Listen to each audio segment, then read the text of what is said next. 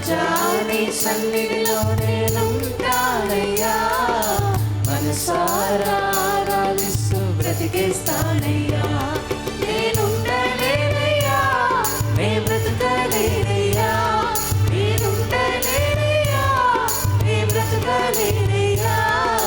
నీవే లేకుండా నేనుండలేనయ్యా, నీ తోడే లేకుండా నే బ్రతకలేనయ్యా. నీవే లేకుండా నేనుండలేనయ్యా, నీ తోడే లేకుండా నే బ్రతకలేనయ్యా.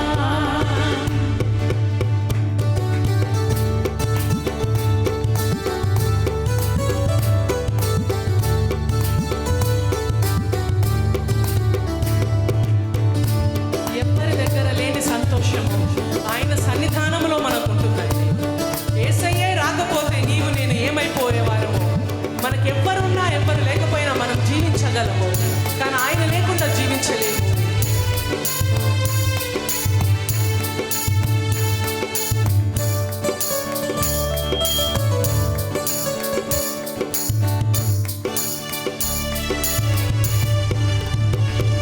నీ సన్నిధానములో సంపూర్ణ సంతోషం, ఆరాధించుకునే విలువైన అవకాశం.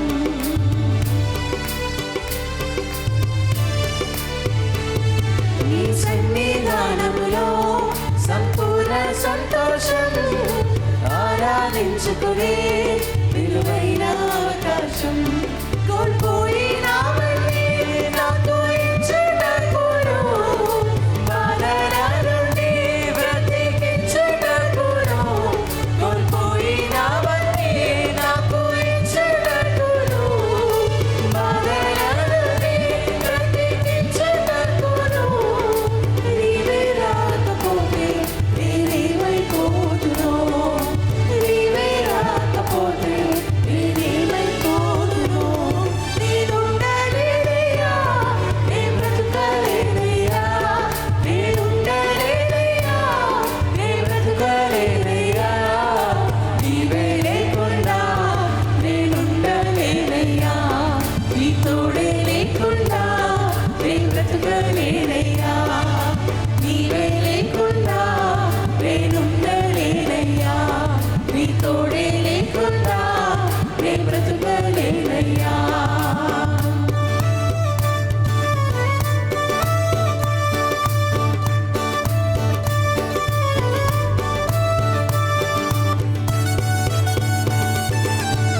సంతోషంగా చప్పట్లు కొడదామా అండి?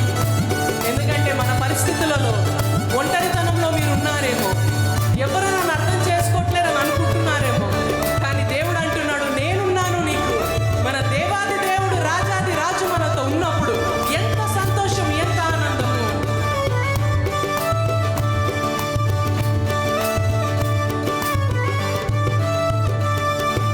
ఒంటరి పోరు నన్ను విసిగించినా, మనుషులెల్లరూ నన్ను తప్పు పట్టినా.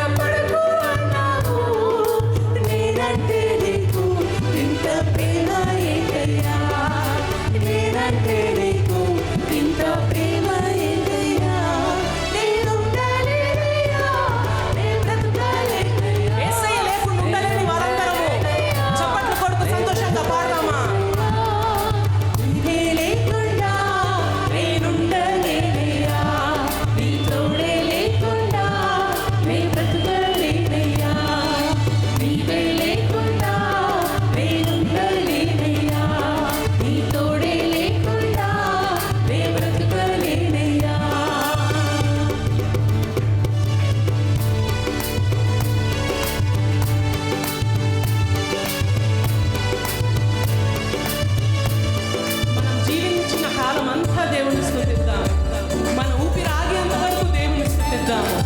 ఊపిరాగిపోయినాక దేవుడు నీ చెయ్యి విడుస్తాడు అనుకుంటున్నారా? లేదండి, ఈ భూమి పైన విడుస్తాడు, కానీ తన కౌగిలిలోకి నిన్ను చేర్చుకుంటాడు పరలోకంలో.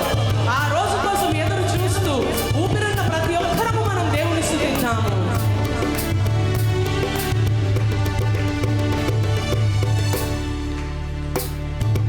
ఊపిరాగే వరకు నీతోనే జీవిస్తా, నీ దారిలో నడిపినా నీ వెంటే నడిచొస్తా.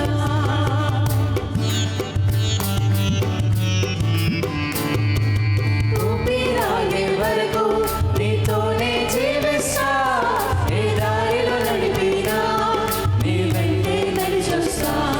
విశ్వానికి కర్త నీవే నా గమ్యము, నీ బాటలో నడుచుట నాకెంతో ఇష్టము.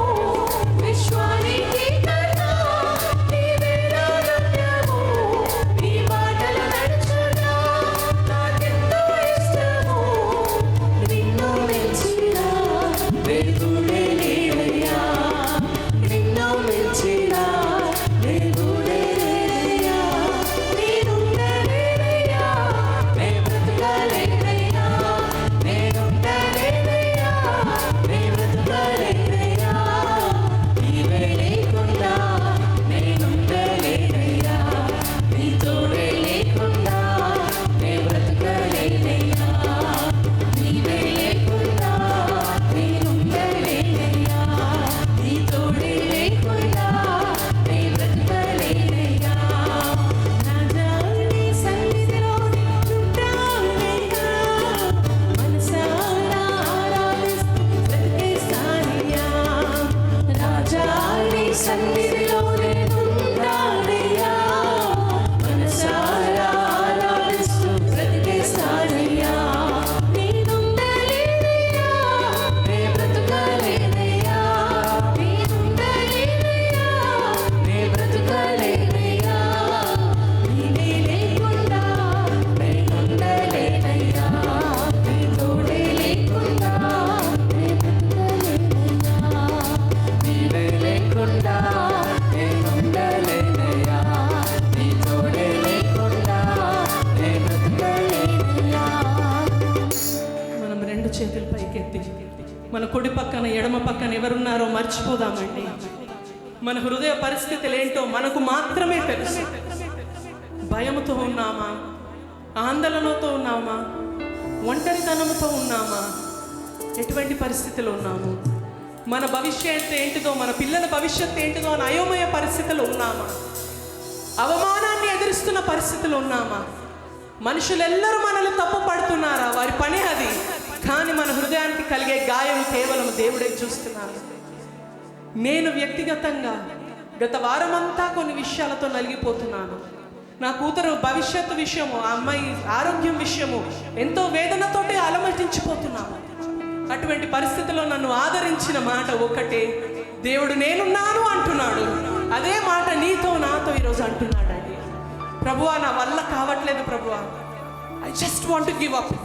నేను తట్టుకోలేకపోతున్నాను ప్రభువా, చాలు నాయన, ఇక దీనికంటే ఎక్కువ నాకు శక్తి లేదు అన్న పరిస్థితుల్లో మనం ఉన్నాము. పర్వాలేదు, నీ ఒంటరి వాడు అయ్యి ఉంటావు, కానీ దేవుడు 1000 మందికి ఇచ్చే బలాన్ని నీకు నాకు ఇస్తున్నాడు. ఎందుకంటే మన అండ, మన కోట, మన నిరీక్షణ కేవలము యేసయ్య మాత్రమే. ప్రభువా, నేను ఒంటరి దాన్ని కాదు ప్రభువా, నీవు నాతో ఉన్నావు కాబట్టి 1000 మంది కన్నా బలవంతుడిని, బలవంతురాలని మనము మన స్వరాలు విప్పుతూ దేవుని స్తుతిద్దామా, ఆరాధిద్దామా. ఒంటరి పోరు నన్ను విసిగించినా, మనుషులెల్లరూ నన్ను తప్పు పట్టినా. ఒంటరి పోరు నన్ను విసిగించినా, మనుషులెల్లరూ నన్ను తప్పు. మళ్ళీ స్వరాలు విప్పి పాడదామా అండి అందరము. ఒంటరి పోరు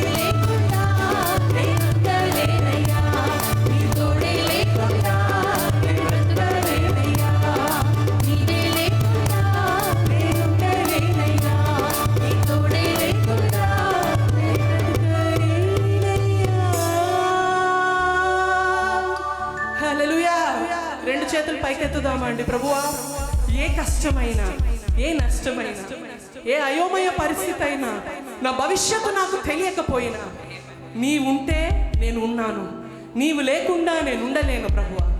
నీవు నాతో ఉన్నట్లయితే, నీ సన్నిధి నాతో ఉన్నట్లయితే ప్రభువా, నేను ఎన్నో విషయాలలో ఓడిపోయినాను ప్రభువా, కానీ నిన్ను స్తుతిస్తాను. నీవు నాతో ఉంటే ప్రభువా, నేను లోయలో ఉన్న పరిస్థితి ఉన్నది ప్రభువా, కానీ నిన్ను స్తుతిస్తాను ప్రభువా. ప్రభువా, తట్టుకోలేని పరిస్థితులు, నిలబడలేని పరిస్థితుల్లో ఉన్నాను నాయన, కానీ నువ్వు నాతోడు ఉంటే నేను నిన్ను స్తుతిస్తాను ప్రభువా. నాకు తగిలిన గాయాలతో ప్రభువా నిన్ను స్తుతించగలను. నీ సన్నిధి నన్ను విడిచి వెళ్లకుండా సహాయం చేయి ప్రభువా. మనసారా నిన్ను స్తుతించి ఆరాధించుకుంటాను ప్రభువా.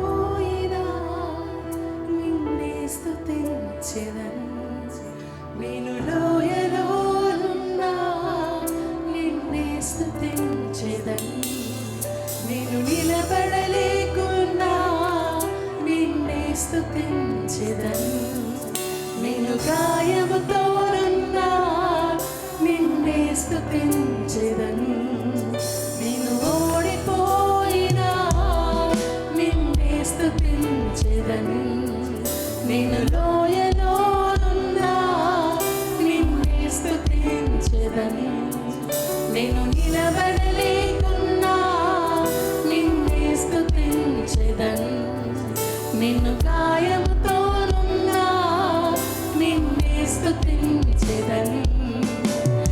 యేసయ్యా నీకై మొరపెట్టుచు నా భారము నీపై వేయుచు, నా జీవితం నీవు సరిచేయుచు, ప్రతి బాధను యేసయ్యా, నీకే మొరపెడుతున్నాను నాయన. నా ఎవరికి చెప్పుకున్నా నా కష్టాలు ఎవరికి అర్థం కావు నాయన. ఎవరికి మొరపెట్టినా నాకు సహాయం దొరకదు ప్రభువా. నీపై వేయుచు, నా జీవితం నీవు సరిచేయుచు, ప్రతి భారను తొలగించుచు,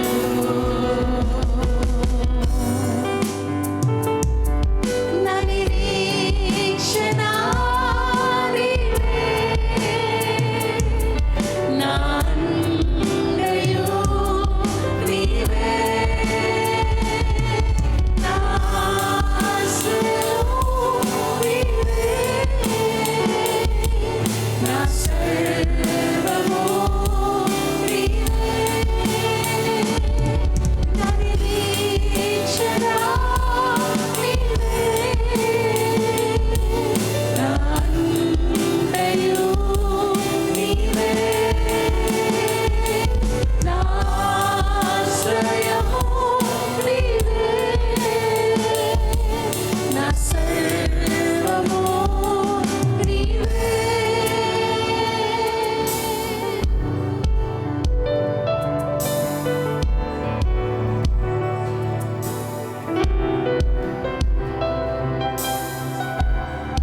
మనము ఎటువంటి కరువులో ఉన్నామో మనకే తెలుసు.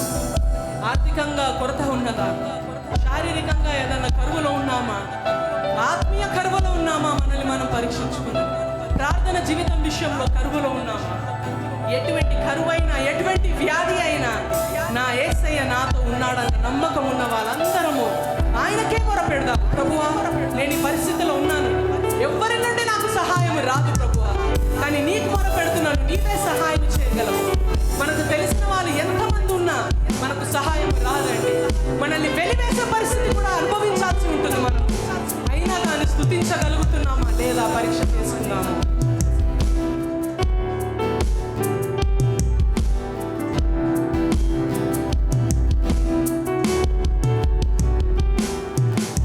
కలుగులోనున్నా నిన్నే స్తుతించెదన్, వ్యాధితోనున్నా నిన్నే స్తుతించెదను. సహాయము లేకున్నా నిన్నే స్తుతించెదను. నన్ను వెలివేసినా నిన్నే స్తుతించెదను. నేను కరువులోనున్నా నిన్నే స్తుతించెదను. నేను వ్యాధితోనున్నా నిన్నే స్తుతించెదను. సహాయము లేకున్నా నిన్నే స్తుతించెదను. నన్ను వెలివేసినా నిన్నే స్తుతించెదను. నా యేసయ్యా నీకే మొరపెట్టుచు నా భారము నీపై వేయచ్చు. నా జీవితం నీవు సరిచేయుచు. ప్రతి బాధను తొలగించుచు. నా యేసయ్యా నీకే మొరపెట్టుచు నా భారము నీపై వేయచ్చు. నా జీవితం నీవు సరిచేయుచు. ప్రతి బాధను తొలగించుచు. నా నిరీక్షణ నీవే. నా అంతయు నీవే. నా ఆశ్రయము నీవే. నా సర్వము నీవే.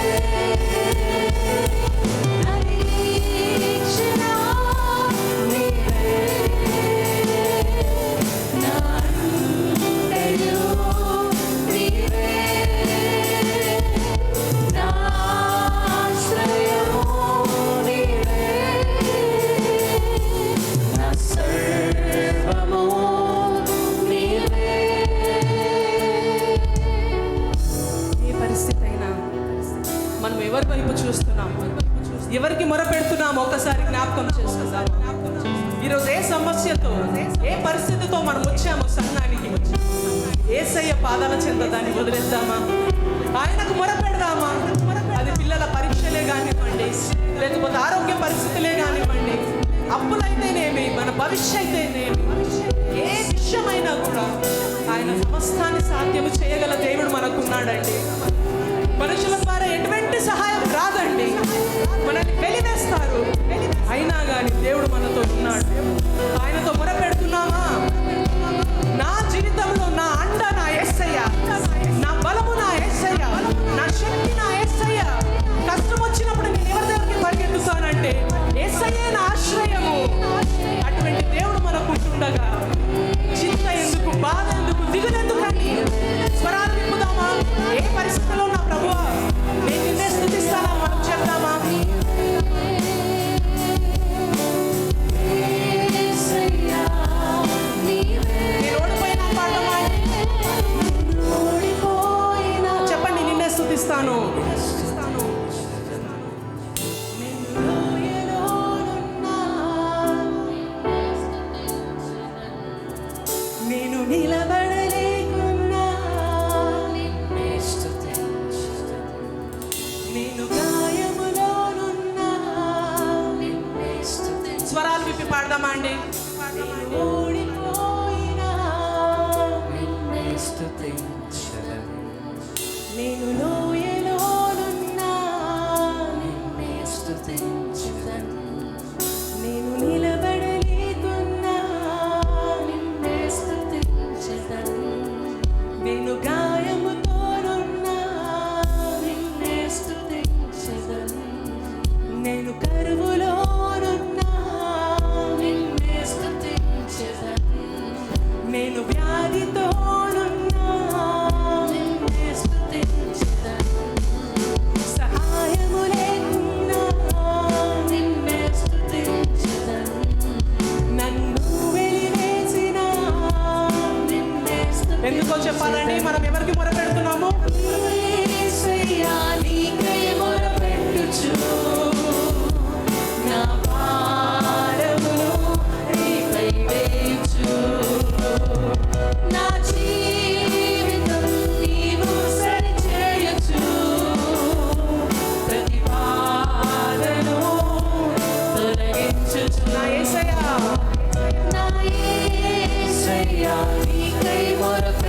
చేయుచు నా భారము నీపై వేయుచు నా జీవితం నీవు సరిచేయుచు నా బాధను తొలగించుచు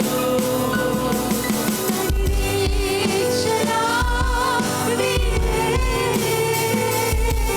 నా అంతయు నీవే నా ఆశ్రయము నీవే నా సర్వము నీవే నా నిరీక్షణ నీవే నా దయు నీవే నా ఆశ్రయము నీవే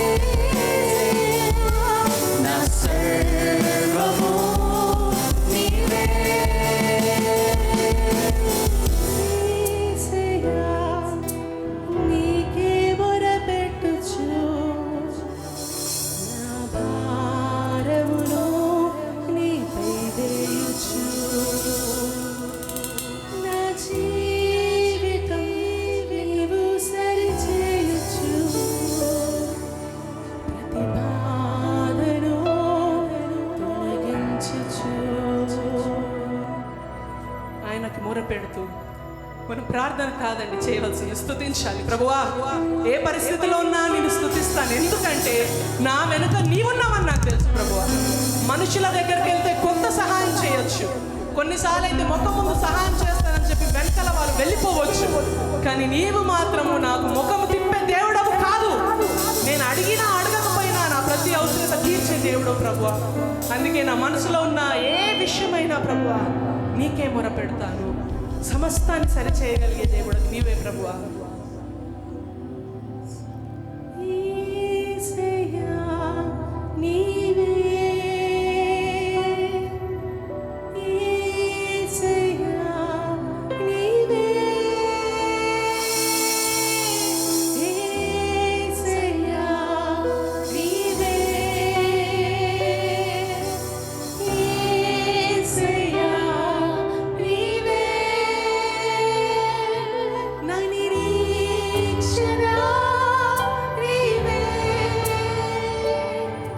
నా అంతయు నీవే నా ఆశ్రయము నీవే నా సర్వము నీవే నా నిరీక్షణ నీవే నా అంతయు నీవే నా ఆశ్రయము నీవే నా సర్వము నీవే నా నిరీక్షణ నీవే నా అంతయు నీవే నా ఆశ్రయము నీవే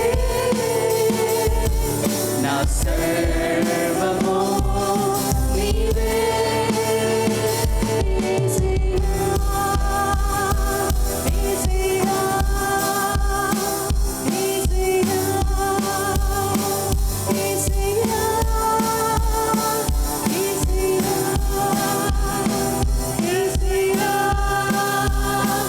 యేసయ్యా యేసయ్యా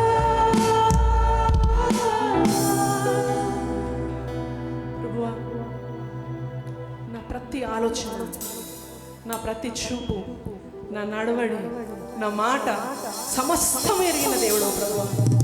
నీవు లేకపోతే నేనేమైపోదునో ప్రభువా. నేనేమైతే అయి ఉన్నానో, ఈరోజు సజీవంగా ఉన్నాను, నాకు కలిగి ఉన్నది ఏదైనా ఉన్నదంటే ప్రభువా, అది కేవలం నిన్ను బట్టి, నీ సన్నిధిలో ఉంటూ నిన్ను ఆరాధిస్తూ, ఏ పరిస్థితి వచ్చినా ప్రభువా నిన్ను స్తుతిస్తూ ఉండే కృపని, శక్తిని, బలాన్ని, ధైర్యాన్ని మాకు దయచేయమని వేడుకుంటూ ప్రభువా, మా ప్రతి పరిస్థితిలో నేను స్తుతిస్తూ హృదయపూర్వకమైన స్తుతి ఆరాధన నీకు అర్పిస్తున్నాం తండ్రి. ఆమేన్.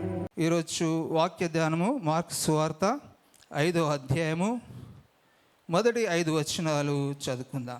వారా సముద్రమునకు అద్దరినున్న గెరాసేనుల దేశమునకు వచ్చిరి. ఆయన దోణి దిగగానే అపవిత్రాత్మ పట్టిన వాడొకడు సమాధులలో నుండి వచ్చి ఆయనకెదురు పడెను. వాడు సమాధులలో వాసము చేసడివాడు. సంకెళ్ళతోనైనను ఎవడునూ వానిని బంధింపలేకపోయెను. పలుమారు వాని కాళ్ళకును చేతులకును సంకెళ్ళు వేసి బంధించినను వాడు ఆ చేతి సంకెళ్ళు తెంపి కాలి సంకెళ్ళను తుత్తనీయులుగా చేసెను గనుక ఎవడునూ వానిని సాధుపరచలేకపోయెను. వాడు ఎల్లప్పుడూ రాత్రింబగలు సమాధులలోనూ కొండలలోనూ కేకలు వేయుచు తన్ను తాను రాళ్ళతో గాయపరుచుకొనుచూ ఉండెను. దేవునికి స్తోత్రం. హల్లెలూయా. యేసు ప్రభువారు కొంతమంది వ్యక్తులను కలవడానికి ఆయన ఈ భూమి మీద ఉన్నప్పుడు ఆయన కొంతమంది వ్యక్తులను కలవడానికి వెళ్ళాడు. పర్సనల్గా వాళ్ళని కలవడానికి వెళ్ళాడు. దేవునికి స్తోత్రం. హల్లెలూయా. వెళ్ళే పరిచర్య. ఆయన వెళ్తూ మనం కూడా వెళ్ళమంటున్నాడు. మీరు వెల్లుడి సమస్త జనులను శిష్యులుగా చేయండి. అయితే ఇక్కడ చూస్తున్న ఈ వాక్య భాగంలో ఒక వ్యక్తిని చూస్తున్నాం. ఈయన ఏంటంటే అపవిత్రాత్మ పట్టినవాడు. ఈయన ఫుల్ డేటా ఉన్నది ఇందులో 5 వచనాల్లో. ఏమున్నది అడ్రస్? కేర్ ఆఫ్ అడ్రస్ ఏంది? కొండలు సమాధులలో ఉంటున్నాడు. ఈయన పని ఏంది? రాళ్ళతో గాయం చేసుకుంటున్నాడు. కేకలు వేసు తిరుగుతూ ఉన్నాడు. ఇలాంటి పరిస్థితిలో ఉన్నాడు. ఇలాంటి అడ్రస్ ఎవరికైనా బాగుంటుందండి? అసలు ఎవరికి బాగుంటుంది కదా. అడ్రస్ చెప్పుకోవాలంటే చాలా మంచిగా చెప్తాం. పక్కకు వెనుకకు నియరు డియర్ అన్నీ చెప్తాం కదండి. కానీ ఈయన అడ్రస్ వెరైటీగా ఉన్నది. ఈయన అపవిత్ర ఆత్మతో ఉన్నాడు. ఈయన వస్త్రాలు లేకుండా మరి రాళ్ళతో గాయం చేసుకుంటూ కేకలు వేస్తూ తిరుగుతూ ఉన్నాడు. అయితే ఈయన సమాధులలో ఉన్నాడు కదా. ఈయన పరిస్థితి ఎట్లా ఉందండి? ఎట్లా ఉన్నది? సమాధులను చూస్తే ఏం గుర్తుకొస్తుంది? అయిపోయింది అన్నట్టుగా. Full stop. మనం సమాధులు చేసిన తర్వాత మనం చూస్తామా? మళ్ళీ ఆ వ్యక్తిని చూస్తామా? చూడం. సమాధులలో ఉన్నది ఈయన పరిస్థితి అంత బాధాకరంగా ఉన్నది. ఇలాంటి స్థితి ఎవరికి ఉండదు అనుకుంటాం కదండి. ఈ రోజులు కూడా మనం కూడా ఎంతమందిని చూస్తూ ఉంటాం. కొంతమంది రోడ్ల మీద భయంకరంగా తిరుగుతూ ఉంటారు. పిచ్చి లేసి వాళ్ళ ఎంటికలని అంత భయంకరంగా పెరిగిపోయి మురికి బట్టలతోటి కొంతమంది వస్త్రాలు లేకుండా తిరుగుతూ ఉంటుంటారు. ఇక్కడ కూడా ఆ వ్యక్తిని చూస్తూ ఉన్నాము. ఈ వ్యక్తిని ఎవరు అనుకున్నారు తెలుసా? యేసు ప్రభువారు. దేనికి స్తోత్రం. హల్లెలూయా. యేసు ప్రభువారు ఈయనను చూడడానికి వెళ్ళాడు. ఎక్కడి నుండి వెళ్ళాడు? వారు గెరాసేనుల దేశానికి వెళ్ళారు. వారు సముద్రమును అద్దరినున్న గెరాసేనులకు వచ్చిరు. గెరాసేనుల అనే దేశం దగ్గర ఈయన ఉన్నాడు. ఎవరు? ఈ అపవిత్రాత్మ పట్టినవాడు. వాడు దూరం నుండి యేసును చూచి పరిగెత్తుకొని వచ్చి ఆయనకు నమస్కారము చేసి, యేసు, సర్వోన్నతుడు అయిన దేవుని కుమారుడా, నాతో నీకేమి? నన్ను బాధపరచుకుమని దేవుని పేరట నీకు ఆన పెట్టుచున్నానని బిగ్గరగా కేకలు వేసెను. దేవునికి స్తోత్రం. హల్లెలూయా. ఇక్కడ సాతాను పట్టినవాడు దూరం నుండి ఎవరిని చూశారంట? యేసును చూశాడంట. దేవునికి స్తోత్రం. యేసు దగ్గరికి ఉరికొచ్చేసాడు. ఎవరు నడిపించారో యేసు దగ్గరికి? లోపల ఉన్న సాతాను ఉరికొచ్చేసి ఏమంటున్నా మాట? సర్వోన్నతుడైన దేవుని కుమారుడా. అంటే సాతానికి తెలుసు యేసు ప్రభు ఎవరో, సర్వోన్నతుడు. అయితే తర్వాత ఏమంటున్నాడు? నాతో నీకేం పని? నన్ను బాధ పెట్టకు అని అంటున్నాడు. అంటే ఆనబెట్టుకుంటున్నాడు. ప్రార్థన చేస్తున్నాడు. ఒకటి స్తుతి ఆరాధన చేస్తున్నాడు, రెండోది ప్రార్థన చేస్తున్నాడు. అంటే సాతాను కూడా స్తుతి ఆరాధన చేస్తున్నది, ప్రార్థన చేస్తున్నది. కానీ యేసు ప్రభుకి ఇష్టమా సాతాను స్తుతి ఆరాధన చేయడము? ఆయనకి ఇష్టం లేదు. ఆయన ఇష్టపడతలేడు. ఎవరు స్తుతి ఆరాధన చేయాలి? ఎవరు ప్రార్థన చేయాలి? ఈరోజు మనం ఆరాధనకు వచ్చాం. మన ఆరాధన టైం ఏం టైము? 10:30 గంటలకు కదండి. ఆరాధన 6 గంటల సేపు పాటలతో దేవుని ఆరాధించడానికి మన కోరు వాళ్ళు ఎంతో సిద్ధపడి వారికి ఆరాధనలు మనకు సహాయం చేస్తున్నారు ఆరాధన చేయడానికి. ఆరాధన చేసేవారు ఎవరు? దేవుని ఆత్మ కలిగిన వారు. ఆజ్ఞలలో మొదటి ఆజ్ఞ ఏమున్నది? దేవుని ఆరాధించేవారు ఆత్మతోనూ సత్యముతోనూ ఆరాధించాలని మొదటి ఆజ్ఞ. కానీ ఈ సాతాను ఏ ఆత్మ కలిగి ఉన్నది? అది దురాత్మ. అది ఆరాధిస్తున్నది, అది ప్రార్థన చేస్తున్నది. కానీ దాని ఆరాధన యేసుప్రభు అంగీకరిస్తున్నాడా? లే. ఇక్కడ మనం ఒక్కసారి జ్ఞాపకం చేసుకుందాం. ఎలాంటి హృదయం కలిగి మనం ఆరాధన చేస్తున్నాం? ఆరాధించడం దేవుని ఆత్మతో సత్యముతో ఆరాధించాలని దేవుడు మొట్టమొదటి ఇచ్చిన ఆజ్ఞ. నిజంగా దేవుని ఆత్మ మనలో ఉంటే మనం ఆరాధిస్తాం. వారే సమయానికి వస్తారు. దేవుని ఆత్మ కలిగిన వారు సమయానికి ఉంటారు, ఆరాధనలో పాల్గొంటారు. ప్రార్థన చేసే వాళ్ళు సమయానికి ఉంటారు, వాళ్ళు ప్రార్థన చేస్తారు. వారి ప్రార్థన దేవుడు వింటాడు. దేవునికి స్తోత్రం, హల్లెలూయా. ఇక్కడ సాతాను ఆరాధన చేస్తుంది, ప్రార్థన చేస్తుంది, కానీ దాని ప్రార్థనను స్తుతి ఆరాధనను అంగీకరించడం లేదు. అయితే ముందుకు వెళ్దామండి. ముందుకు వచ్చినాము చూద్దాం. ఎందుకనగా ఆయన అపవిత్రాత్మ ఈ మనిషిని విడిచిపోమ్మని వానితో చెప్పాను. ఇక్కడ ఈ వాక్య భాగంలో ఈ వచనంకి ముందుకు వెళ్ళక ముందు యేసు ప్రభువారు తన 30 సంవత్సరాలు తన కుటుంబంతో ఉండి, యేసు ప్రభువారు బాప్తిసం ఇచ్చే యోహాను చేత బాప్తిసం తీసుకొని ఆయన అరణ్యంలోకి ఆత్మ చేత శోధింపబడడానికి కొనిపోబడ్డాడు. 40 రోజులు రాత్రి పగలు ఆయనకు ఆహారం లేకుండా ఆయన ఉపవాసం ఉన్నాడు. అయితే ఆయన దగ్గరికి ఎవరు వచ్చారు? శోధించడానికి సాతాను వచ్చింది, శోధించినప్పుడు సాతాను గెలిచిందా? యేసుప్రభు గెలిచాడా? యేసుప్రభే గెలిచాడు. దేవునికి స్తోత్రం. ఆ సాతాను ఓడించి అక్కడ నుండి యేసుప్రభు వారు ఒక సువార్త ప్రకటించాడు, రాజ్య సువార్త ప్రకటించాడు. మారు మనసు పొందుడి, దేవుని రాజ్యము సమీపిస్తున్నది, మారు మనసు పొందుడని. అక్కడ నుండి యేసు ప్రభు వారు కొంతమంది వ్యక్తులను ఏర్పాటు చేసుకున్నాడు. అయితే ఇక్కడ మనం చూస్తున్న ఈ వాక్య భాగంలో ఈ అపవాది మరి పట్టిన వాడు ఏ విధంగా ఉన్నాడు? రాళ్లతో గాయం చేసుకుంటున్నాడు. ఇక్కడ కొన్ని సత్యాలు మనం ఆత్మీయంగా మనము అప్లై చేసుకుంటే ఏంటంటే, ఈ రాళ్ళు 2 రకాల రాళ్ళు ఉన్నాయి. అక్కడ యెరూషలేము ప్రాంతంలో కొండల ప్రాంతాలు, రాళ్ళు ఎక్కువ ఉన్నాయి. అయితే ఈయన రాళ్ళతో గాయం చేసుకుంటున్నాడు. అయితే రాళ్ళు 2 రకాలు ఏంటంటే, ఒకటి ఆత్మీయంగా మనం సాతాను సంబంధించిన రాళ్ళు మనలో ఉన్నాయంట. కొన్ని సాతాను సంబంధించిన రాళ్ళు ఉన్నాయి, మన చుట్టూ కూడా సాతాను సంబంధించిన రాళ్ళు ఉన్నాయి.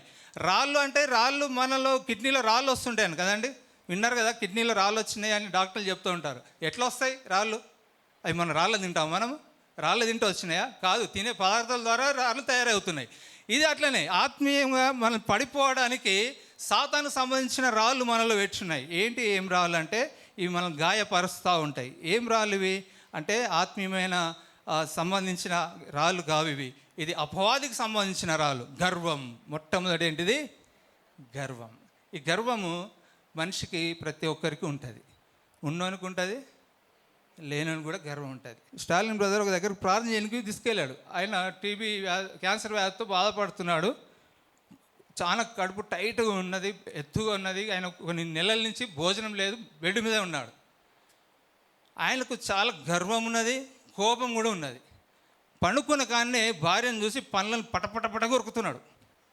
అబ్బా, నేను చూస్తున్న, ప్రేయర్ చేసిన, సువార్త చెప్పిన, ఆయనకు ప్రార్థన చేసినాం, ఇట్లా కళ్ళు ఇట్లా గుడ్లు ఇప్పి చూస్తున్నాడు. అమ్మ చూడు, ఈయన చాతను కాకపోయినా చూడండి ఎంత గర్వం ఉన్నది, ఎంత కోపం ఉన్నది అని అనుకున్నాను. ఈరోజు ప్రతి మనిషికి కోపం ఉంటున్నది, గర్వం ఉంటున్నది. ఇవి రాళ్ళు ఏం రాళ్ళు? ఇవి అపవాదికి సంబంధించిన రాళ్ళు. ఇంకా ఏముంటాయి తెలుసా అండి?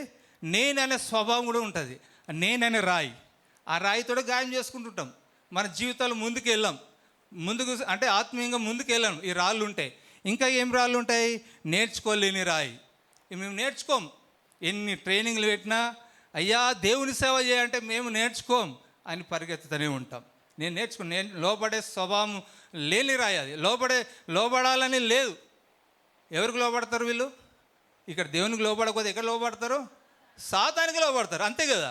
ఇవి అపవాది పట్టిన వాడు రాళ్ళతో గాయం చేసుకున్నట్టు మన జీవితంలో ఉన్న రాళ్ళు ఇవి. ఇంకేం రాళ్ళు ఉన్నాయంటే, సమయం పాటించకపోని రాయి ఉన్నది, మోహపు చూపుల రాయి ఉన్నాయి. మనలో వస్తున్నాయి ఈ రాళ్ళన్నీ. మాట వినకపోవడము, ఈ చెడ్డ గుణము అనేది, ఇవన్నీ అపవాది సంబంధించిన రాళ్ళు మనలో ఉన్నాయి. వీటితో మనం ఏం చేసుకుంటున్నామంట? అపవిత్ర పట్టిన వాడు గాయం చేసుకున్నట్టు మనము గాయం చేసుకుంటున్నాం. మన ఆత్మీయ జీవితంలో మేలు పొందుతలేం ఈ రాళ్ళు మనలో ఉంటే. ఇంకా మన చుట్టూ ఉన్న రాళ్ళు ఉన్నాయి. ఇంకా మన చుట్టూ ఏంటంటే, భార్యకు భర్త గాయపరిచే రాయిగా ఉన్నాడు, భార్యకు భర్త, భర్తకు భార్య, పిల్లలు కూడా కొంతమంది. నేను సేవకు వచ్చిన తర్వాత కొన్ని కుటుంబాలు చూస్తున్నాను, వాళ్ళ పిల్లలు తల్లిదండ్రులకు లోబడతలేరు. తల్లిదండ్రులు ఒక దారి పోతుంటే పిల్లలు ఇంకో దారి పోతున్నారు. వాళ్ళు ఏం చెప్తారంటే ప్రార్థన రిక్వెస్ట్, అయ్యా మా పిల్లల కోసము ప్రార్థన చేయండి, అయ్యా నా కొడుకు కోసం ప్రార్థన చేయండి, అయ్యా నా బిడ్డ కోసం ప్రార్థన చేయండి. పిల్లలు వీళ్ళు గాయం పరుస్తూ ఉన్నారు తల్లిదండ్రులను. భర్త భార్యను గాయపరుస్తున్నాడు, భార్య భర్తను గాయపరుస్తున్నది. ఈరోజు ఎలాంటి రాళ్ళు ఉన్నాయి మనలో? ఆత్మీయ జీవితాలు ముందుకు వెళ్ళగలిగిపోతున్నాం. చుట్టాలు బంధువులు కూడా మనం గాయపరుస్తూ ఉంటారు. అందుకే మన బిషప్ గారు ఒకటి నేర్పించాడు. దేవుడు నేర్పించినట్టు బిషప్ గారు ఏం నేర్పించాడు?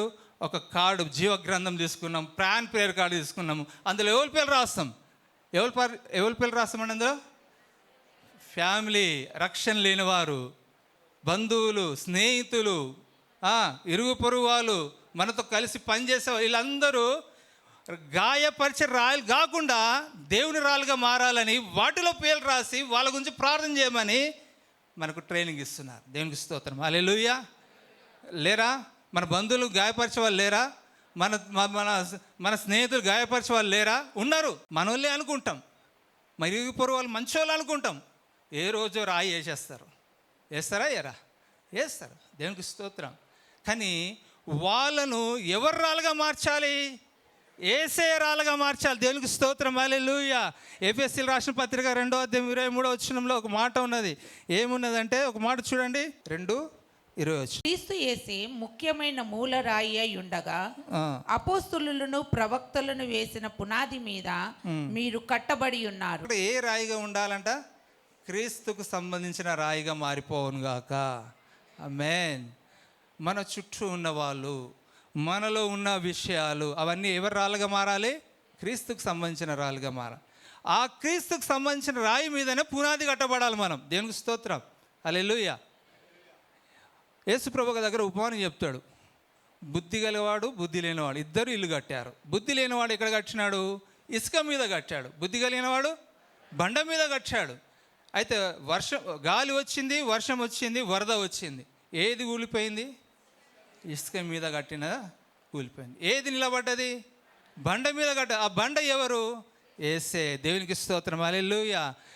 ఈ రాళ్ళన్నీ యేసే రాళ్ళుగా మారునుగాక. దేవునికి స్తోత్రం. మనము జ్ఞాపకం ఒకసారి పరీక్ష చేసుకుందాం. ఏ రాళ్ళు మనకు గాయపరుస్తున్నాయి? ఏ రాళ్ళు మనం ఉద్యోగం దగ్గర ఏ రాళ్ళు గాయపరుస్తున్నాయి? వాళ్ళ పేర్లు ఎక్కడ రాయాలి? నీ జీవగ్రంథం రాసి నీ పేరు అనాలి. నీ పేరు ఎక్కడ రాసనాలి? జీవగ్రంథంలో రాస్తాను. పరలోకమందుల జీవగ్రంథంలో రాయడానికి మన అధికారం లేదు, కానీ బీసీబీ సంఘంలో ప్రింట్ చేయబడిన జీవగ్రంథంలో రాసే అధికారం దేవుడు మీకు ఇచ్చినాడు. దేవునికి స్తోత్రం. అదైనా మనం ఉపయోగించుకోవాలిగా. దేవుడు అధికారం ఇచ్చినాడు. దేవునికి స్తోత్రం. అందుకే ఇవి అన్నీ దేవునికి సంబంధించిన రాళ్ళుగా మారునుగాక. తర్వాత ఇంకా ముందు ఈ అపవిత్రపడిన వాడు ఇంకా ఏం చేస్తున్నాడంటే, ఈయన సంఖ్యలతో బంధించబడ్డ ఆయన సాధు చేయలేకపోతున్నారు. అక్కడ ఉన్న వాళ్ళు ఏం చేస్తున్నాడు? ఆ సంఖ్యలను తెంపేసుకుంటున్నాడట. సంఖ్యలు అంటే ఏంటి? దారంతో చేసినాయా? ఐరన్తో చేసినాయా? ఐరన్తో చేసిన సంఖ్యలను తెంపేస్తున్నాడు. ఇంకా కాళ్ళకున్న సంఖ్యలను ఏం చేస్తున్నాడు? తుత్తు నీళ్ళుగా చేస్తున్నాడు. ఇంత బలం ఎక్కడిది ఈయనకు? సాతానుదా? కాదని నేను అంటాను. సాతానుకు సంబంధించిన బలం కాదు, ఇది ఆయనదే బలం. ఎందుకు అంటే సాతానుకి ఏదైనా చేయాలంటే ఒక మనిషి శరీరం కావాలి. ఈరోజు సాతాను ఎవరిని చేయాలంటే ఒక శరీరం కావాలి. ఏ శరీరం అంటే అది ఖాళీగా ఉన్న శరీరం, ఎవరికి సంబంధించలేని శరీరం. ఆ శరీరంని ఎంచుకుంటాడు. ఆ శరీరంలో ఉన్న బలాన్ని, ఆ శరీరంలో ఉన్న సమస్తాన్ని దాని స్వాధీనంలోకి తీసుకుంటాడు. అందుకే ఇక్కడ తెంచుతున్నది ఎవరు అంటే ఈ అపవిత్ర ఆత్మ సంబంధించిన లోపల ఉన్న బలమే, కానీ సాతానుది కాదు. ఎందుకంటే ఇక్కడ బైబిల్ చెప్తున్నది 2 కొరింథీయులకు రాసిన పత్రిక 4:7 చదువుకుందాం. అయినను ఆ బలాధిక్యము మామూలమైనది కాక దేవునిది అయి ఉండునట్లు మంటి ఘటములలో ఈ ఐశ్వర్యము మాకు కలదు. ఈ బల ఆధిక్యము మామూలమైనది కాదు. ఇంకేమున్నది? ఈ మట్టి ఘటములలో మాకు ఈ ఐశ్వర్యము మాకు కలదు. అంటే మట్టి ఘటము అంటే శరీరము, అలా ఐశ్వర్యం ఏంటిది? మన తలంతులు, సామర్థ్యము, బలము. ఇవన్నీ ఎవరిచ్చారు? దేవుడు తన స్వరూపంలో తన పోలిక చొప్పున ఎవరు చేశారు? దేవుడే చేశాడు మానవుని కదా. సాతాను చేశాడా మనల్ని? ఎవరు చేశారండి? దేవుడు చేశారు. మనలో ఉన్న బలాన్ని ఎవరు వాడుకుంటున్నారు? ఇక్కడ ఈ వ్యక్తిని అపవాది వాడుకుంటున్నది. ఎంత బలం ఉన్నదంటే సంఖ్యలో చంపేస్తున్నాడు. అంటే ఎంత బలం అండి! మనిషికి ఆ బలాన్ని దేవుడు ఇచ్చాడు, కానీ మనకు తెలియదు. మనలో అంత బలం ఉందని, మనకు అంత సామర్థ్యం ఉందని, మనకు అంత శక్తి ఉందని, మనకంత జ్ఞానం ఉందని మనకు తెలియదు. మనం ఎప్పుడు తెలుసుకుంటాం తెలుసా? దేవునికి అప్పచెప్పినప్పుడు. దేవునికి స్తోత్రం. దేవునికి అప్పచెప్పినప్పుడు ఆ బలాన్ని, ఆ తలాంతులను, ఆ సామర్థ్యాన్ని దేవుడు వాడుకుంటాడు. దేవునికి స్తోత్రం. ఇక్కడ ఈ అపవాది పట్టిన వాడు ఆయనకున్న బలాన్ని బట్టి సంఖ్యలు తెంచేస్తున్నాడు. మనము స్తుతుల దారం ఇచ్చి మామూలు తెంపమంటే తెంపుతామండి?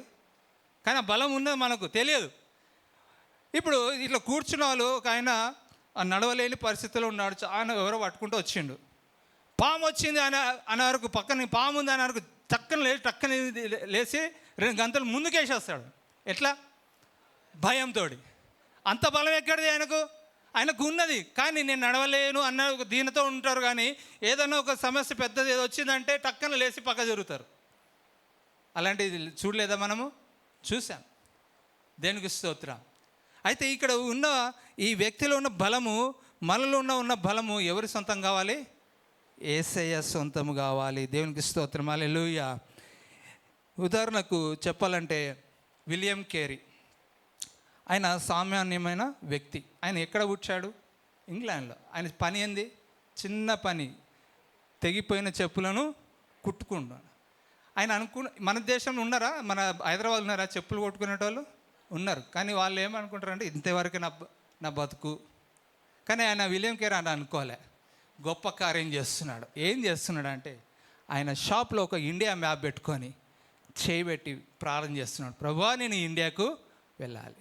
అక్కడ పుట్టినకు ఆయనలో ఉన్న సామర్థ్యం ఎంత ఉందో తెలియదు, కానీ దేవునికి అప్పచెప్పినాడు. ఇండియాకు కొరకు ప్రార్థన చేస్తున్నాడు. ఇండియాకు వెళ్ళాలి, సేవ చేయాలి. ఇండియాకు వచ్చాడు. కానీ కొన్ని సంవత్సరాలు ప్రయాణం చేసి వచ్చాడు. ఆయన ఇండియాలో ఉన్న భాషలు నేర్చుకున్నాడు. కొన్ని కొత్త విషయాలు, గొప్ప కార్యాలు చేసినాడు విలియం కేరీ. తన కుటుంబాన్ని అది చనిపోతున్నా కూడా, వాళ్ళ బాబు చనిపోయినా కూడా దేవుని పని ఆపలేదు. ఎక్కడిదంత సామర్థ్యం? దేవుడు ఇచ్చాడు. ఆయన నేర్చుకున్నాడు. ఆయన కొన్ని విషయాలు పాటించాడు. దేవుని కోసం నిలబడ్డాడు. ఆయన పేరు, ఒక టైటిల్ ఏమొచ్చిందంటే ఫాదర్ ఆఫ్ మిషన్ అనే పేరు వచ్చింది. దేవునికి స్తోత్రం. హల్లెలూయా. విలియం కేరీ దేవుని కోసం నిలబడ్డాడు. ఆయన సమస్తం పోగొట్టుకుంటున్నా దేవుని వైపు నిలబడ్డాడు, దేవుని వైపు నడిచాడు. ఈరోజు నువ్వు ఎవరికి సొంతం చెబుతున్నావు? నీకున్న బలము, నీకు కలిగి ఉన్నవా ఎవరికి ఇస్తున్నావు? యేసయ్యకి ఇస్తున్నావా? ఒకసారి పరీక్ష చేసుకోవాలి. నీలో ఉన్న బలము ఎవరికి ఇవ్వాలి? నీకు ఆ తలాంతుల సామర్థ్యం ఎవరికి ఇవ్వాలి? యేసయ్యకి ఇవ్వాలి. అందుకే ఇవ్వడానికే ఈ సంఘము సెల్ ఆధార సంఘంగా పిలువబడుతుంది. ప్రతి ఒక్కరూ దేవుని సొంతం కావాలి, దేవుని కార్యాలు, గొప్ప కార్యాలు చేయాలని ఈ సంఘానికి దేవుడు ఇచ్చిన గొప్ప దర్శనం. దేవునికి స్తోత్రం. హల్లెలూయా. మరియు ఆయన నీ పేరేమని వారిని అడుగగా వాడు, నా పేరు సేన, ఏలయనగా మేము అనేకులమని చెప్పి. ఇక్కడ ఇంకో మాట మనం చూస్తున్నాం. నీ పేరేంటి అని అడుగుతున్నాడు. ఎవరిని? ఈ అపవిత్ర పట్టిన వాడిని నీ పేరేంటి? యేసుప్రభుకు తెలియదా? యేసుప్రభుకు తెలియదా? సమస్తము తెలుసు. ఎందుకంటే అపవిత్ర ఆత్మ పట్టినవాడు ఏమన్నాడు? సర్వోన్నతుడా, దేవుని కుమారుడా అన్నాడు. అంటే సర్వోన్నతుడా అంటే అన్ని ప్లేస్లో ఉండే దేవుడు, అన్నీ తెలుసుకున్న దేవుడు. మరి ఎందుకు అడుగుతున్నాడు అంటే వీనిలో సత్యం ఉందా లేదా, అధికారం వీటిపైన ఉన్న అధికారి ఎవరు? వీళ్ళకి ఒక టీం లీడర్ ఉంటారు కదా, ఈ సాతాన్లకు ఒక టీం లీడర్ అని పేరు చెప్తారు అని అడిగినాము. అంటే ఏమంటున్నాడు తెలుసా? వాడు ఏమంటున్నాడు? అపవిత్రుడు ఏమంటున్నాడు? చూడండి ఏమంటున్నాడు? మేము సేన, నా పేరు సేన, సేన, నా పేరు సేన, ఏలయనగా మేము అనేకులమని చెప్పి భయపెట్టిచ్చేస్తున్నాం. మేము అనేకులము. దేవునికి స్తోత్రం. అయినా సరే సేన అనే మాట గురించి ఒక మాట చెప్పాలి. సేన అనే మాట దేవుడు వాడిన మాట అండి, ఇది సాతాను వాడిన మాట కాదు. సేన అంటే గుంపులుగా, ఒక అనేకులుగా, ఒక జనాంగం. ఎక్కడ చూస్తామంటే సంఖ్యాకాండంలో చూస్తాం ఆ మాట. అక్కడ సేనగా వాడిన ఆ మాట వాడింది ఎవరంటే దేవుడే, దేవుని బిడ్డల కోసం వాడిన మాట. ఇక్కడ ఎవరు వాడుతున్నారు? సాతాను వాడుతున్నాడు. సాతాను క్రియేట్ చేసేది ఏది కొత్తది ఏది లేదు. దేవుడు ఏదో చేసిండో దాన్ని పాడు చేయడానికే దాని చివరి లక్ష్యం అది. సాతాను అందుకే వచ్చాడు. సాతాను కొత్తది క్రియేట్ చేసింది ఏమీ ఉందా? లేదు. కానీ దేవుడు ఏదైతే చేసిండో దాన్ని వాడుకోవడమే దీని పని. ఇక్కడ సేన అనే మాట దేవుడు వాడిన మాట, కానీ యేసు ప్రభుకు సమస్తము తెలుసు. ఏ దయ్యం పేర్లన్నీ తెలుసు. అందుకే అక్కడక్కడ ఏమంటాడంటే గూని దయ్యము, చెవుడి దయ్యమా, మూగ దయ్యమా అని పిలిచిండు. అంటే దేవుని యేసు ప్రభుకు తెలియదా? తెలుసు. అయినా సరే ఇక్కడ అడిగిండు. అంటే ఎందుకు అంటే ఇక్కడ అపవాది ఏం మాట వాడుతుందని చూశాడు. కానీ మేము సేన అని అన్నది. కానీ దయ్యం కానే కాదు, సేన అన్నమాట దేవుని మాట. ఇవి అనేకులరు దయ్యాలు వీళ్ళలో ఉన్నాయని ఆ దయ్యము చెప్తా ఉన్నది. అయితే ముందుకు వెళ్దాం. 13వ వచనం చదువుకుందాం. యేసు వాటికి సెలవీయగా ఆ అపవిత్రాత్మలు వానిని విడిచి పందులలో ప్రవేశించెను. ప్రవేశింపగా ఇంచుమించు 2000 సంఖ్య గల ఆ మంద ప్రపాతము నుండి సముద్రపు దారిని వడిగా పరిగెత్తుకొని పోయి సముద్రంలో పడి ఊపిరి తిరుగక చచ్చెను. దేవునికి స్తోత్రం. హల్లెలూయా. అపవిత్ర ఆత్మకు దేవుడు సెలవిచ్చాడు, వీని నుంచి నువ్వు వెళ్ళిపో, గెట్ అవుట్. ఎక్కడికి వెళ్ళాలి? ఆ పందుల దాంట్లో పోవడానికన్నా మాకు సహాయం చేయని దయ్యాలు వేడుకున్నాయి. ఇక పందులకి వెళ్ళిపోయినాక ఆ పందులన్నీ వడివడిగా వెళ్ళిపోయి సముద్రంలో పడి ఊపిరి తిరగక చచ్చాను. దేనికి స్తోత్రం. ఈరోజు నీ ఇంటిలో సాతాను అపవాది పని చేస్తుందా లేదా? చేస్తున్నది. మాట వినకపోవడమే గొప్ప అపవాది యొక్క లక్ష్యం. ఈరోజు నీ ఇంటిలో ఎవరు లోబడతలేరు. దేవునికి లోబడకపోవడమే అపవాదికి లోబడుతున్నట్టు. ఈరోజు దేవుని సంఘానికి వస్తున్నాం మనం. దేవునికి సంబంధించిన విషయాలు, దేవుని కొరకు మరి కొత్త విషయాలు దేవుని కోసం నేర్చుకుందామని కొంతమంది ఉన్నారు, కొంతమంది వినకుండా వెళ్ళిపోతున్నారు. ఒక దిక్కు వింటున్నారు, ఒక దిక్కు వదిలిపెట్టేస్తున్నారు. ఇప్పుడు మన ఇంట్లో కూడా కొన్ని క్రిమికీటకాలు ఉంటాయి, మనం చెప్పకుండానే వచ్చేస్తాయి మన ఇళ్ళలో. ఇప్పుడు చాలామంది ఇళ్ళలో దోమలు ఎక్కువ ఉన్నాయి కదండి. ఇప్పుడు దోమల బెడద ఎక్కువ ఉన్నది. తర్వాత ఇంకేముంటాయి క్రిమికీటకాలు? బొద్దింకలు ఉంటాయి, బల్లులు ఉంటాయి, నల్లులు ఉంటాయి. ఇవన్నిటిని ఏమంటాం మనం? ఇవన్నిటిని మనం పెంచుతామా? మేము ఉంటాం, మీరు కూడా ఉండండి అంటారా? అన్నారు కదా. ఈ బొద్దింకలు చంపాలంటే ఇటు కొట్టేస్తాం కదండి. రకరకాలు వచ్చినాయి. వాడు ఏం చేస్తాం? మనం చంపేస్తాం. చంపేయకపోతే వాయు మనల్ని చంపేస్తాయి, మన పరిసరాలను పాడు చేస్తాయి, మన వస్తువులను పాడు చేస్తాయి. ఇది కూడా సాతానుకు సంబంధించిన నీ ఇంట్లో ఉంటే నువ్వు ఎట్లా చంపాలి? ప్రార్థనతో చంపాలి. దేవునికి స్తోత్రం. హల్లెలూయా.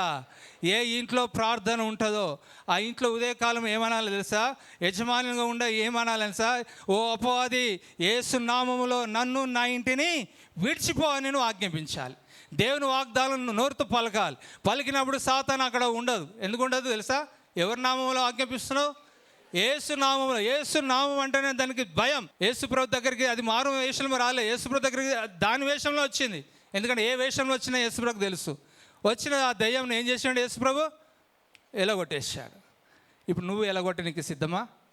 నీ ఇంట్లో ఏ దయ్యము పనిచేస్తున్నది? ఏ దయ్యం పనిచేస్తున్నది? దరిద్రం అనే దయ్యం పనిచేస్తుందా?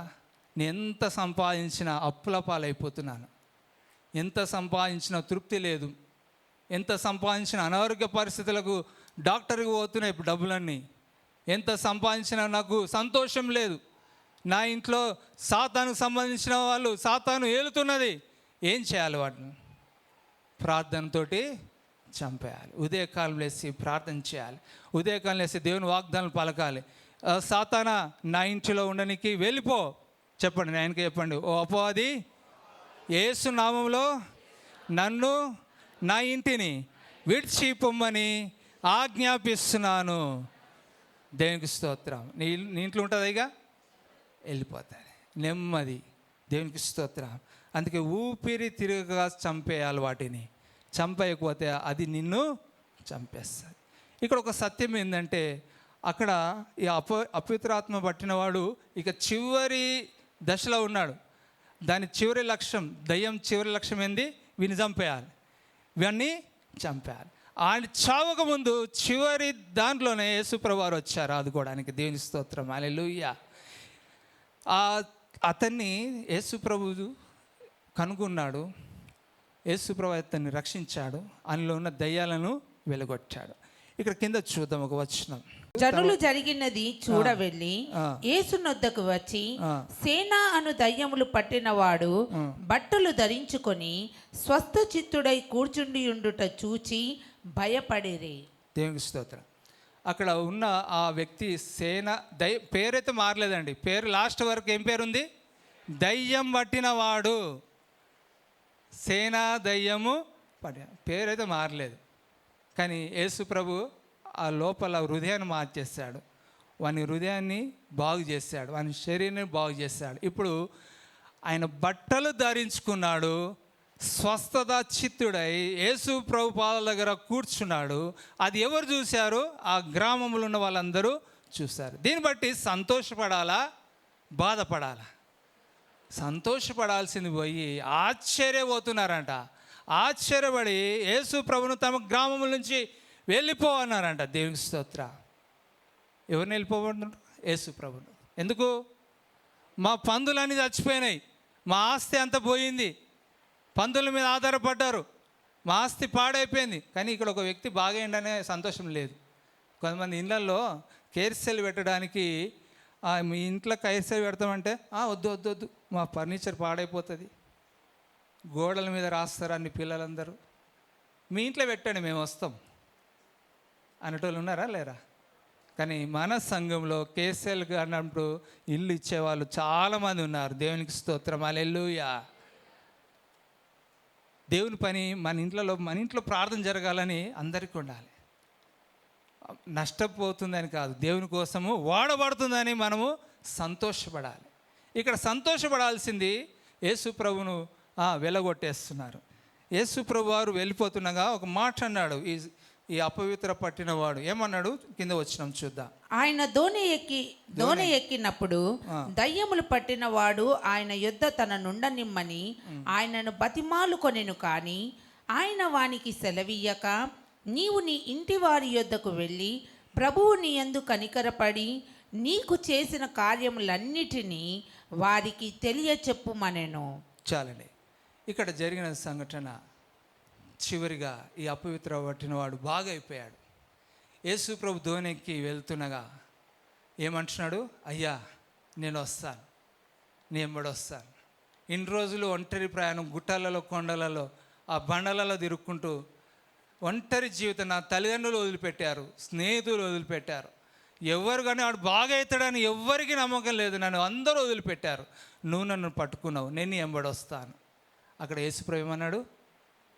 నా ఎంబడు రావద్దు, నీ ఇంటికి వెళ్ళు, సాక్ష్యం చెప్పు.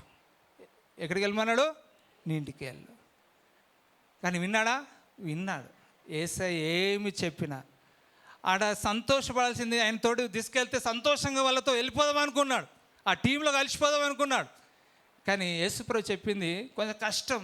ఆయన మళ్ళీ వెళ్ళిపోమంటున్నాడు. ఎక్కడికి? ఇంటికి. అయ్యో నన్ను నా విలువ లేదు అక్కడ. అయినా సరే యేసుప్రభు చెప్పిండు, అక్కడ నాకు స్థితి బాగలేదు, అక్కడ నాకు ఇల్లు కూడా ఉందో లేదో తెలియదు. వాళ్ళు అనుకున్నారు అయిపోయింది నేను పని అనుకున్నారు, కానీ అక్కడ ఇల్లు కూడా ఉందో లేదో తెలియదు. కానీ ఆయన యేసుప్రభు అంటున్నాడు, నువ్వు ఇంటికి వెళ్ళు, నువ్వు ఇక్కడే ఉండు. ఎందుకు ఉండమనంటే ఆయన ఒక బలమైన విత్తనంగా ఉన్నాడు. దేవునికి స్తోత్రం. అక్కడ ఆ గెరేసిన దేశంలో ఒక బలమైన దుర్గంగా ఆ అపవిత్ర పట్టిన వాడిని స్థాపించాడు యేసుప్రభు వారు. ఇక్కడ నువ్వు ఉండాలి. నేను చేయవలసిన పని ఇప్పుడు నువ్వెవరు చేయాలి? నువ్వు చేయాలి. నా సువార్తను ఎవరు ప్రకటించాలి? ఇప్పుడు నువ్వు ప్రకటించాలి. ఈ ప్రాంతంలో ఇప్పుడు నాకు ఇక్కడ స్థానం లేదు, కానీ నేను ఒక బలమైన దుర్గాన్ని నాటిపోతున్నాను, ఈ ప్రజలకు ఎవరికి తెలియదు. ఒక బలమైన విత్తనం నాటిపోతున్నాను, ఈ ప్రజలకు ఎవరికి తెలియదు. ఒక బలమైన మందసాన్ని దేవుడు పెట్టినట్టు ఆయన్ని అక్కడ పెట్టాడు. ఏం చేశాడు ఆయన చివరిగా ఏం చేశాడు? ఒక ఇంటిలో చెప్పేసి హాయిగా నిద్రపోయిండా? లేదు, దెక్కపోలి అని రాసి ఉంది కదా, చదవండి ఒకసారి. వాడు వెళ్ళి యేసు తనకు చేసినవన్నీ, దేవునికి స్తోత్రం, యేసు ప్రభు చేసినవన్నీ దెకపోలిలో ప్రకటింపనారంభింపగా అందరూ దెకపోలి అనగా 10 పట్టణాల్లో సాక్ష్యం చెప్పాడు. దేవునికి స్తోత్రం, హల్లెలూయా, హల్లెలూయా. 10 పట్టణాల్లో చెప్పాడు. అంతకుముందు చూసిన వాళ్ళు ఈయన బతికేంది, ఇది అయిపోయింది, ఎవరు కానీ ఆయన వైపు చూడాలని ఇష్టపడలేదు. కానీ ఇప్పుడు యేసు ప్రభు మనిషి అయిపోయాడు. యేసు ప్రభు రాయిగా మారిపోయాడు. యేసు ప్రభు దుర్గంగా మారిపోయాడు. యేసు ప్రభు విత్తనంగా మారిపోయాడు. యేసు ప్రభు ఒక అభిషేకంగా మారిపోయాడు. వాడు దేనికి స్తోత్రం. ఈరోజు నువ్వు రక్షణ పొందినవు, బాప్తిస్మం పొందినవు, బాప్తిస్మం తీసుకున్నావు. నువ్వు నీ ప్రాంతంలో బలమైన విత్తనంగా ఉన్నావు. నీ ప్రాంతంలో నువ్వు బలమైన దుర్గంగా ఉన్నావు. అది గుర్తు చేయడానికి ఈ సెల్ ఆధార సంఘం. మనం ఏం చేయాలి? రక్షణ పొందిన మనం ఏం చేయాలి? ఇంట్లో ఫ్యాన్ పెట్టుకుని పండుకుంటే అయిపోతుందా? లేదు. ఏం చేయాలి? ప్రతిరోజు ఒకరికి సాక్ష్యం చెప్పాలి. ఎందుకు చెప్పాలి? ఎవరి కోసం చెప్పాలి? బిషప్ సుధాకర్ రాయ్ గురించి చెప్పాలా? బిషప్ అమ్మ గురించి చెప్పాలా? ఎవరి కోసం చెప్పాలి? యేసయ్య గురించి చెప్పాలి. చెప్పండి, ఎవరి కోసం చెప్పాలి? యేసయ్య గురించి. యేసయ్య గురించి నిలబడాలి. అందుకే దేవుడిని నిలబెట్టినాడు. నీ ప్రాంతంలో, నీ కుటుంబంలో, నీ బంధువులు ఎవరు ఇంకా రక్షణ రాలేదు, నీకు రక్షణ ఇచ్చినాడు. ఎందుకు రక్షణ ఇచ్చినాడు? నిన్ను ప్రేమించినాడు. యేసు ప్రభు నిన్ను ప్రేమించినాడు, నీకు విలువ ఇచ్చినాడు. నీ స్థితిని మార్చేశాడు. వస్త్రాలు లేని మన జీవితాలను వస్త్రాలు ఇచ్చాడు. విలువ లేని జీవితాలను మనకు విలువలు ఇచ్చాడు. ఎందుకు ఇచ్చాడు అంటే ఆయన కోసం నిలబడడానికి, ఆయన ప్రేమను చెప్పడానికి, ఆయన ప్రేమను చూపించడానికి. మీ బంధువులలో, మీ స్నేహితులలో దేవుడు నిన్ను నిలబెట్టాడు. ఒక్కసారి కళ్ళు మూసుకుందాం, పరీక్ష చేసుకుందాం. మన జీవితంలో గాయపరచబడే రాళ్ళన్నీ యేసయ్య రాళ్ళుగా మార్చబడాలి. మనకున్న సామర్థ్యము యేసయ్య కోసం వాడబడాలి. ప్రతి చోట నీ సాక్షిగా ప్రభువా నేనుండునట్లు ఆత్మాభిషేకము నిన్ను ఆత్మీయ రూపుండ ఆత్మాభిషేకము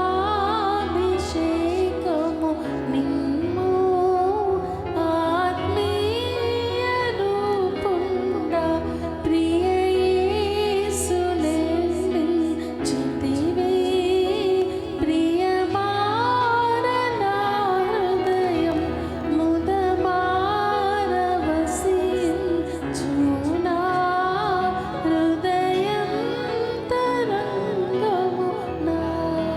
మన తండ్రి అయిన దేవుని యొక్క ప్రేమ, మన ప్రభువైన యేసుక్రీస్తు యొక్క కృప, పరిశుద్ధాత్మ దేవుని కన్యైన సహవాసం, రెండవ ఆరాధనలో పాల్గొన్న వారందరికీ, ప్రభు కొరకై సాక్ష్యం చెప్తున్న దేవుని బిడ్డలు, ట్రైనింగ్లో పాల్గొనబోతున్న వారందరికీ ఇప్పుడు సదాకాలం తోడైండుగాక. ఆమేన్, ఆమేన్.